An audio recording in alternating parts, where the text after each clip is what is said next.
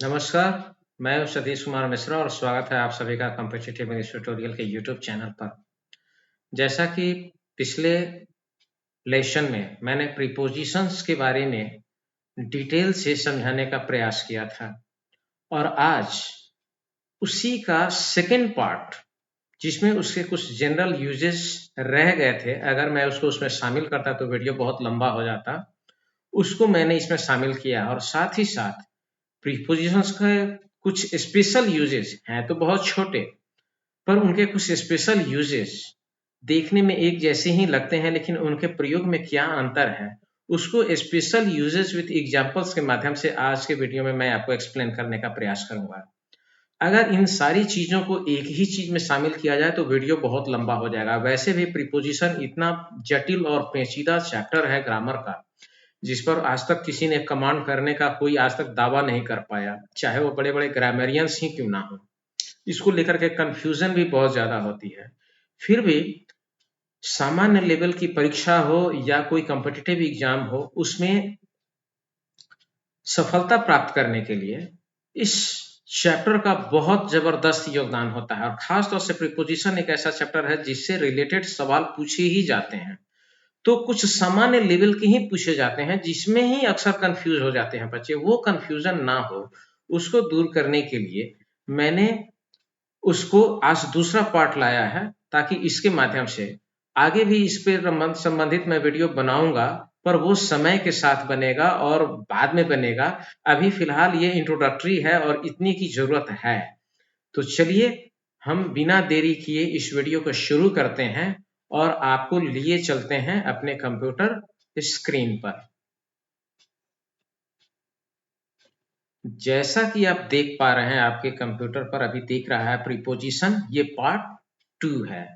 तो आज हम इसमें जानेंगे प्रीपोजिशंस के जनरल यूजेस विथ एग्जांपल्स, जो कि पिछले एपिसोड में भी मैंने बताया था और उसमें कुछ बाकी रह गए थे, उसको मैंने इस एपिसोड में शामिल किया। और दूसरा है स्पेशल यूजेस। तो सबसे पहले हम जानते हैं जनरल यूजेस के बारे में, और जनरल यूजेस क्या है इसको थोड़ा सा हम विशेष रूप से जानेंगे यहाँ पर में।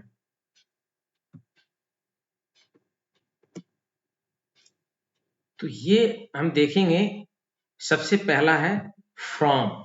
तो फ्रॉम का अर्थ क्या होता है? पहला, फ्रॉम का अर्थ होता है किसी स्थान से अलग होने का अगर भाव हो, जैसे आप किसी जगह से, कहीं किसी स्थान से अलग हो रहे हैं, तो उस भाव को व्यक्त करने के लिए फ्रॉम का प्रयोग किया जाता है। दूसरा होता है इस समय से उस समय तक, इस तरीके का भाव अगर आ रहा हो तो उसमें इसका प्रयोग होता है। तीसरा है कि कारण अगर बताना हो, कोई कॉज, तो उसमें भी इसका प्रयोग होता है। इसको हम एग्जाम्पल के माध्यम से देखते हैं। एज फॉर एग्जाम्पल आप देखिए, तो यहां कह रहा है Ram is coming from school, यानी राम स्कूल से आ रहा है। तो यहाँ राम का स्कूल से अलग होने का भाव हो रहा है, यानी अब वो स्कूल छोड़ रहा है और कहीं और आ रहा है, घर आ रहा हो, बाजार जा रहा हो, कहीं भी जा रहा हो, पर वो स्कूल से अलग हो रहा है। तो एक स्थान से अलग होने का भाव जब दिखाना होता है तो वैसे अर्थ में फ्रॉम का इस्तेमाल किया जाता है, यानी जब आप किसी जगह से अलग हो रहे हैं और सेपरेशन का भाव दिखाना हो। दूसरा, Sita will dance from 9 AM to 10 AM, मतलब सीता 9 बजे से 10 बजे तक नाचेगी। तो ये समय की एक बिंदु से दूसरे बिंदु तक अगर हमें कोई भाव दिखाना हो तो समय के रेस्पेक्ट में फ्रॉम के साथ टू का भी इस्तेमाल किया जाता है। तीसरा, कारण बताने के अर्थ में, जैसे he died from loss of blood, यानी वो खून के कमी के कारण से मर गया। He died from loss of blood, यानी खून की कमी से वह मर गया, खून की कमी के कारण उसका डेथ हो गया। तो ये फ्रॉम के अलग अलग प्रयोग हैं। इन कारण को अगर हम समझ लें तो फिर एग्जामिनेशंस में जो सेंस दिया हुआ रहता है उसके आधार पर हमें फ्रॉम का इस्तेमाल करना है या टू का इस्तेमाल करना है या क्या करना है, ये हम बड़ी आसानी से समझ पाते हैं। अब हम पढ़ते हैं इन का प्रयोग। तो इन के प्रयोग में भी इसी तरीके से जैसे एक पहला अर्थ होता है के भीतर, जब किसी भी चीज के अंदर में आप स्थिर भाव को दिखाना हो। एज फॉर एग्जाम्पल यहाँ देखिए, Sita is in the room, यानी सीता अपने कमरे में है। तो सीता का कमरे के अंदर होना स्थिर भाव को दिखा रहा है, वह पहले से कमरे के अंदर है और स्थिर भाव में है, मौजूद है अपने कमरे में।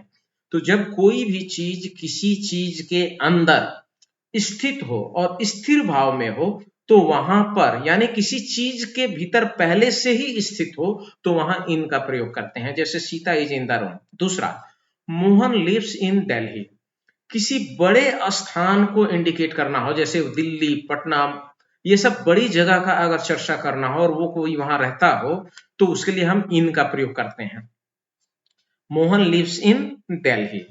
दूसरा होता है पोशाक में अगर दिखाना हो, यानी अर्थ है कि कोई किस तरीके के पोशाक में है, तो इसको भी दिखाने के लिए इन का प्रयोग किया जाता है। As for example, Sita is in green sari, Sita हरे साड़ी में है, वो यानी हरे रंग की पोशाक में है, उसकी पोशाक पूरी हरी है, वो सीता हरे रंग की साड़ी में है। तो ये दिखाने के लिए भी इन का प्रयोग किया जाता है। दूसरा, तरीका बताने के लिए, ही स्पीक्स इन हिंदी, यानी उसके बोलने का तरीका क्या है, मैनर क्या है, वो हिंदी भाषा में बात करता है। तो ही स्पीक्स इन हिंदी, वो हिंदी में बात करता है। आगे हम बढ़ते हैं, इनटू। अब इन और इनटू के प्रयोग में यहीं से आपको अंतर समझ में आएगा। जब कोई चीज किसी चीज के अंदर पहले से मौजूद हो और तो वहां इन का प्रयोग करेंगे, लेकिन अगर बाहर से कोई चीज अंदर की तरफ जा रहा हो गति के साथ, तो वहां इनटू का प्रयोग किया जाता है। As for example, the teacher came into the classroom, इसका मतलब हुआ शिक्षक बाहर थे, बाहर से कक्षा में प्रवेश किए। तो बाहर से किसी चीज के अंदर जब प्रवेश करना होता है, तो वहां इनटू का प्रयोग किया जाता है, वहां इन नहीं लगेगा। इन तब लगता है जब पहले से ही क्लास में कोई है, जैसे the boys are in the classroom, मतलब हुआ कि बच्चे पहले से क्लासरूम के अंदर हैं। लेकिन the teacher came into the classroom, इसका मतलब ये हुआ कि शिक्षक बाहर से कमरे के अंदर प्रवेश किए।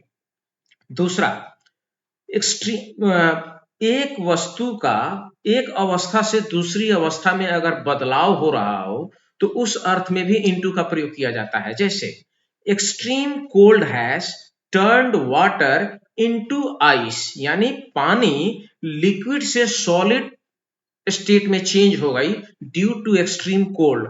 तो ठंड की वजह से पानी का लिक्विड से सॉलिड आइस में बदलना, ये एक अवस्था से दूसरी अवस्था में जो परिवर्तन हो रहा है, इसको बताने के लिए भी इनटू का प्रयोग किया जाता है। आगे हम देखते हैं ऑफ का प्रयोग। तो पहला इसका अर्थ होता है के कारण, दूसरा होता है पोसेसिव केस दिखाने के लिए, जैसे काके की संबंध बताना हो या अधिकार बताना हो। तीसरा, कोई किसी वस्तु से बना हुआ हो, तो उसके अर्थ में भी काके की के अर्थ में ऑफ का प्रयोग किया जाता है। और दूसरा होता है ओरिजिन या स्रोत का भाव दिखाने के लिए। हम इसको भी एग्जांपल से देखते हैं। जैसे शी डैड ऑफ मलेरिया, वह मलेरिया के कारण मर गई। तो डिजीज से कोई मर रहा है, तो वहां ऑफ लगता है। आगे देखिए, this is the leg of the table, या टेबल की टांग है, तो यहाँ टेबल का पोसेसिव केस बना ऑफ लगा करके, ऑफ द टेबल यानी टेबल का।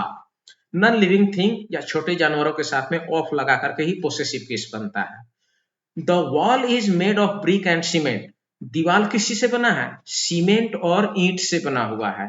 तो दीवार जिस चीज से बना है, इसको दिखाने के लिए भी हम ऑफ का प्रयोग करते हैं। She comes of a rich family, वह एक धनी परिवार से आती है, यानी उसके आने का जो स्रोत है, ओरिजिन है, तो ये दिखाने के लिए भी ऑफ का प्रयोग किया जाता है। आगे हम देखेंगे ओ डबल एफ का प्रयोग। तो ये ऑफ में क्या है, ओ डबल एफ, ये भी सेपरेशन का भाव दिखाने के लिए, जैसे फ्रॉम सेपरेशन दिखाता है, वैसे ही ऑफ से भी सेपरेशन का भाव पता चलता है। इसको भी एग्जांपल से समझेंगे। He jumped off the running train, वह चलती हुई ट्रेन से कूद गया, यानी ट्रेन में था, ट्रेन से बाहर कूद गया, ट्रेन से अलग हो गया। तो ऐसे स्थिति में भी हम लोग ऑफ का इस्तेमाल करते हैं, ओ डबल एफ। ऑन का प्रयोग। ऑन का प्रयोग भी अपने आप में बहुत जटिल प्रयोग होता है। इसका भी कई बार इसके प्रयोग में लोग कंफ्यूज हो जाते हैं। जैसे there is a book on the table, किसी चीज के ऊपर कोई चीज अस्थायी रूप से अगर मौजूद हो और दोनों के बीच का संपर्क बना हुआ हो, तो वैसे केसेस में भी हम ऑन का प्रयोग करते हैं। जैसे किताब का टेबल पर होना, ये स्थिरता का भाव है। किताब बिना किसी बाहरी फोर्स के तो अपने आप मूव कर नहीं सकती, तो किताब टेबल पर अस्थायी रूप से और उससे संपर्क में है, कांटेक्ट में है। तो ये दिखाने के लिए हम ऑन का इस्तेमाल करते हैं। The book, there is a book on the table. दूसरा, नियत समय या डेट बताना हो तो उसके साथ भी ऑन लगता है। As for example, she was born on 2 October, वह 2 अक्टूबर को पैदा हुई थी। 2 अक्टूबर को, तो डेट के साथ ऑन का प्रयोग किया जाता है। दूसरा होता है निर्भर रहने के अर्थ में भी ऑन का प्रयोग होता है। जैसे a worker lives on wages, कहने का मतलब हुआ कि कोई मजदूर अपने पारिश्रमिक के ऊपर ही तो निर्भर है, वो मेहनत करेगा, उसी पारिश्रमिक मिलेगी तब तो उसका भोजन और जीवन यापन चलेगा। ही और के संबंध में या के विषय में बताने के लिए भी, जैसे he wrote a book on voyage, मतलब उसने समुद्री यात्रा के संबंध में या समुद्री यात्रा के विषय में एक किताब लिखा। तो ये प्रयोग भी बहुत ही महत्वपूर्ण है और जानना जरूरी है। अब कहते हैं ऑन और ऑफ। ये ऑन और ऑफ का प्रयोग चालू और बंद होने के अर्थ में किया जाता है। जैसे द रेडियो इज ऑन, मतलब रेडियो चालू है। द टीवी इज ऑफ, मतलब टीवी बंद है। इसी तरीके से हम कहते हैं स्विच ऑन द फैन, पंखा चालू कर दो। स्विच ऑफ द फैन, पंखा बंद कर दो। तो ये उस अर्थ में इसका प्रयोग किया जाता है। आगे हम अगर देखें तो ओवर, अब ऑन मतलब ही ऊपर होता है या पर होता है और ओवर मतलब ही, लेकिन इसके प्रयोग में बहुत अंतर है। ओवर का मतलब होता है के ऊपर लेकिन सटा हुआ नहीं हो, टच नहीं हो उसके ऊपर में। और दूसरा होता है अधिक, अगर बताना हो से अधिक। एज फॉर एग्जाम्पल देखिए, there is a bridge over the river, यानी नदी के ऊपर पुल है। तो यहां ये चीज हुआ कि पुल नदी में सटा हुआ नहीं है, नदी के ऊपर है और पुल के नीचे नदी बह रही है, दोनों के बीच में संपर्क नहीं है। शी इज ओवर 40, मतलब वह 40 से अधिक है। कहने का मतलब है कि उसकी उम्र 40 वर्ष से अधिक है। तो ये अधिक दिखाने के अर्थ में भी ओवर का प्रयोग किया जाता है। आगे हम बढ़ते हैं और जानेंगे सिंस का प्रयोग। सिंस का मतलब होता है तब से अब तक। जैसे he has not come here since last Wednesday, मतलब वह पिछले बुधवार से लेकर अब तक यहां नहीं आया है। यानी पिछली बार देखा गया तो बुधवार को दिखा गया था, उसके बाद से वो अभी तक यहां नहीं आया है। इसी तरीके से टू का प्रयोग, टू का भी प्रयोग कई अर्थ में होता है। एक तो को के अर्थ में होता है, दूसरा दिशा का भाव दिखाने के लिए की ओर, और तीसरा होता है समय के दो छोर को जोड़ने के लिए भी इसका इस्तेमाल होता है। जैसे ही वेंट टू पटना, वह पटना गया। She is going to school, वह स्कूल जा रही है, यानी स्कूल की ओर जा रही है। और they lived from June to August, वे वहां, they lived there from June to August. समय के दो छोर को जब भी मिलाया जाता है तो फ्रॉम और टू के माध्यम से मिलाया जाता है। यानी फ्रॉम के साथ टू का व्यवहार होगा, टू के साथ फ्रॉम भी लगेगा। दे लिव्ड देयर फ्रॉम, यानी वो जून से अगस्त तक वहां रहे। इसी तरीके से हम आगे देखेंगे प्रयोग टुवर्ड्स। इसका दो अर्थ में होता है, एक दिशा बताने के लिए यानी डायरेक्शन इंडिकेट करने के लिए। जैसे ही रैन टुवर्ड्स मी, वो मेरी तरफ आया, दौड़ा, वो मेरी तरफ दौड़ा। और आगे we should be responsible towards our duties, हमें अपने कर्तव्य के प्रति जिम्मेदार होना चाहिए। जो कुछ भी हमारा कर्तव्य है, देश के प्रति हो, माता पिता के प्रति हो, अपने से बड़ों के प्रति हो, छोटे के प्रति हो, उस रिस्पॉन्सिबल में हमें अपने आप को जिम्मेदार होना चाहिए, उसके प्रति हमें जवाबदेह होना चाहिए। तो के प्रति के अर्थ में भी हम इसका प्रयोग करते हैं।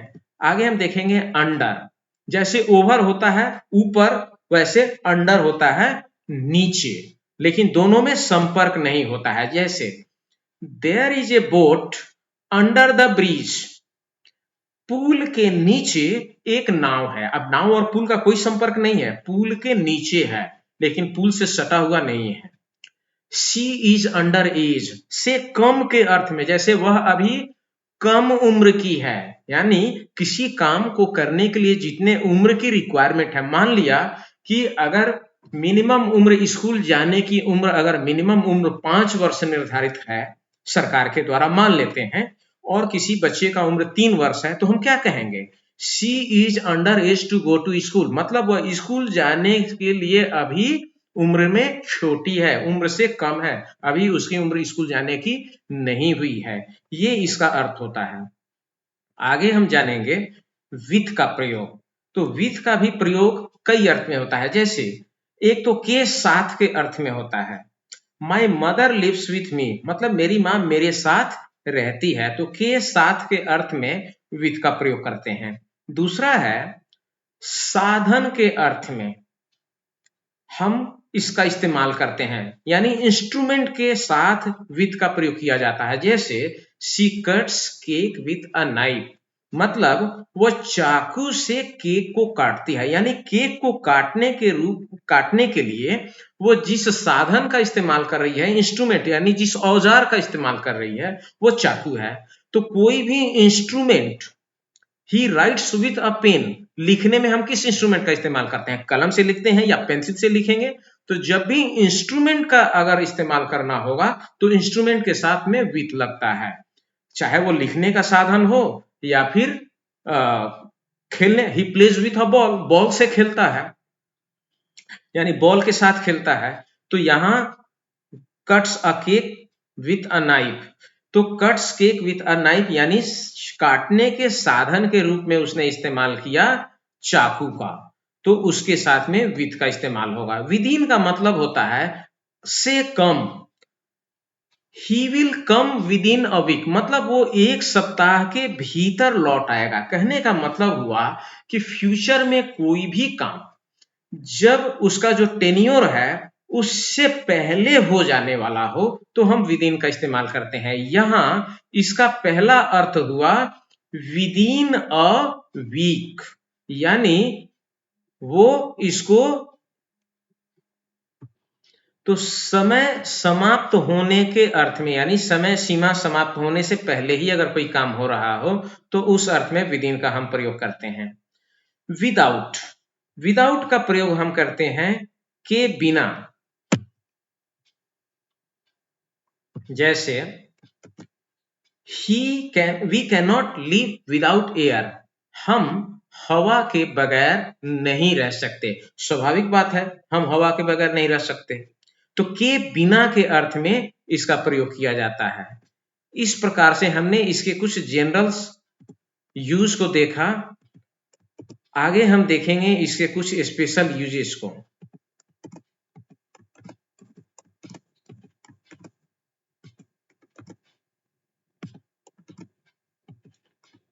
और इसके स्पेशल यूज कहने के लिए तो बहुत छोटे छोटे प्रीपोजिशंस हैं, पर उनके प्रयोग में अंतर क्या होता है ये समझना भी बहुत जरूरी होता है। इसको समझे बगैर, जैसे स्पेशल यूजेज ऑफ प्रीपोजिशन जो होते हैं, इसका यूज भी जानना बेहद जरूरी है। एज फॉर एग्जाम्पल अगर हम बात करें इन और एट, इसके प्रयोग में क्या अंतर है? इन, इनटू, इसके प्रयोग में क्या अंतर है? विथ और बाई, इसके प्रयोग में क्या अंतर है? On, upon, between, among, since, for, इसको छोटे छोटे एग्जाम्पल के माध्यम से अभी हम जानेंगे। जैसे बड़े स्थान का अगर जिक्र करना हो तो हम इन लगाएंगे, ही लिव्स इन दिल्ली, लेकिन छोटे स्थान का अगर चर्चा करना हो तो हम वहां एट का प्रयोग करते हैं। शी लिव्स एट मुजफ्फरपुर, यानी वो मुजफ्फरपुर पे रहता है, तो दिल्ली के रेस्पेक्ट में मुजफ्फरपुर छोटा जगह हुआ। इसी तरीके से हम आगे बढ़ते हैं इन और इनटू। अब इन और इनटू, जब कोई चीज किसी चीज के अंदर पहले से मौजूद हो तो हम इन लगाएंगे, लेकिन जब कोई चीज बाहर से अंदर की तरफ गति के साथ जा रही हो तो वहां इनटू का प्रयोग करते हैं। जैसे Ram is reading in the room, Ram अपने कमरे में पढ़ रहा है, वो पहले से कमरे के अंदर है। His father came into the room, उसके पिताजी कमरे के अंदर आए, मतलब बाहर थे, बाहर से अंदर आए, तो उसके अर्थ में इनटू का प्रयोग होगा। आगे इसी तरीके से विथ और by, he writes with a pen, जब आप कोई सी इंस्ट्रूमेंट का इस्तेमाल करते हैं तो उसके साथ विथ लगाते हैं, और जब मीन्स का इस्तेमाल करते हो यानी साधन, तो वहां पर बाई लगता है। जैसे ही केम बाई बस, यहाँ यातायात के साधन के रूप में आपने बस का प्रयोग किया, तो जब मीन्स ऑफ ट्रांसपोर्ट जो होता है उसके साथ यानी साधन के साथ में बाई लगेगा। ऑन इंस्ट्रूमेंट जिसका डायरेक्ट आप इस्तेमाल करते हो उसके साथ में विथ का प्रयोग होता है। आगे हम देखेंगे ऑन और अपॉन। ऑन और अपॉन में अंतर यह है कि किसी चीज के ऊपर जब कोई चीज स्थित हो, स्थिर रूप से हो और लगातार कांटेक्ट में है तो ऑन का प्रयोग करेंगे। लेकिन उसी और जिस चीज के ऊपर कोई चीज है उसका और उसका संपर्क कभी बन रहा हो, कभी हट रहा हो, कभी बन रहा हो, कभी हट रहा हो, यानी संपर्क का बनना और टूटना, वैसे स्थिति में यानी मूवमेंट अगर हो रहा हो तो वहां अपॉन का इस्तेमाल करते हैं। जैसे the book is on the table, किताब टेबल पर है, तो टेबल पर किताब का होना अस्थायी रूप से उसके संपर्क में है। बट जब हम कहते हैं the cat sprang upon the table, यानी बिल्ली टेबल पर उछली, तो उसका संपर्क बना और टूटा, ये कंडीशन जो होता है वहां अपॉन लगेगा, वहां मूवमेंट शो हो रहा है। इसी तरीके से हम देखेंगे बिटवीन और एमोंग का प्रयोग में क्या अंतर होता है। जैसे जब दो व्यक्ति या दो वस्तु के बीच में कोई चीज हो तो वहां बिटवीन का प्रयोग करेंगे। जैसे he is sitting between Ram and Mohan, वह राम और मोहन के बीच में बैठा है। लेकिन जब दो से अधिक के बीच में किसी चीज की चर्चा करनी होगी तो हम एमोंग का प्रयोग करते हैं। जैसे divide the apples among 6 boys, 6 लड़कों के बीच में सेब को बांट दीजिए। आगे हम देखेंगे सिंस और फॉर। सिंस और फॉर, सिंस का प्रयोग किया जाता है पॉइंट ऑफ टाइम, निश्चित समय अवधि बताने के लिए। जैसे she has been playing since 4 o'clock, वह 4 बजे से खेल रही है, तो 4 बजे सर्टेन पॉइंट ऑफ टाइम हो गया, निश्चित समय बिंदु हो गया। She has been reading for 4 hours, वह 4 घंटे से खेल रही है, तो 4 घंटा एक पीरियड ऑफ टाइम को इंडिकेट करता है। इसलिए पीरियड ऑफ टाइम यानी समय अवधि बताना हो तो फॉर का प्रयोग करेंगे, और निश्चित समय बिंदु बताना हो यानी पॉइंट ऑफ टाइम बताना हो तो हम सिंस का प्रयोग करते हैं। इस प्रकार हम देखते हैं कि ये प्रीपोजिशंस कितने कंफ्यूजन क्रिएट करते हैं, ये बहुत ही ज्यादा कंफ्यूजन क्रिएट करने वाले होते हैं।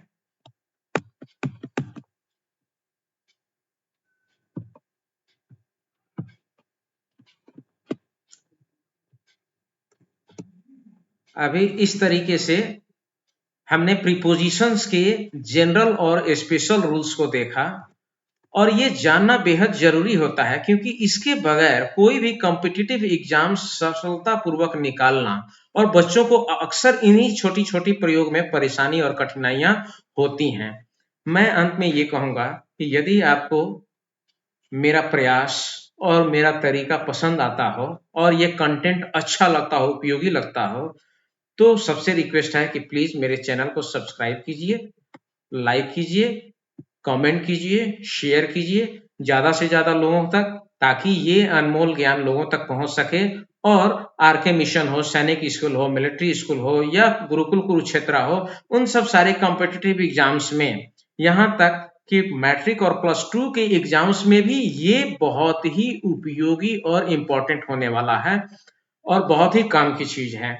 इस तरीके का कलेक्शन आमतौर पर जल्दी किसी का नहीं मिलेगा। जो अंग्रेजी में बहुत सारे यूट्यूब के चैनल हैं लेकिन सनसनी बनाने वाली चैनल्स हैं, ये बिल्कुल एजुकेशनल पॉइंट ऑफ व्यू को ध्यान में रख करके बनाया गया, और खासतौर से कॉम्पिटिटिव एग्जाम्स को कैसे आप कैरी ऑन करेंगे उसको ध्यान में रख करके ये बनाया गया चैनल है। तो मुझे लगता है कि आप लोग को ये पसंद भी आ रहा होगा, and request all of you please subscribe my channel, like, comment and share more and more. Thanks.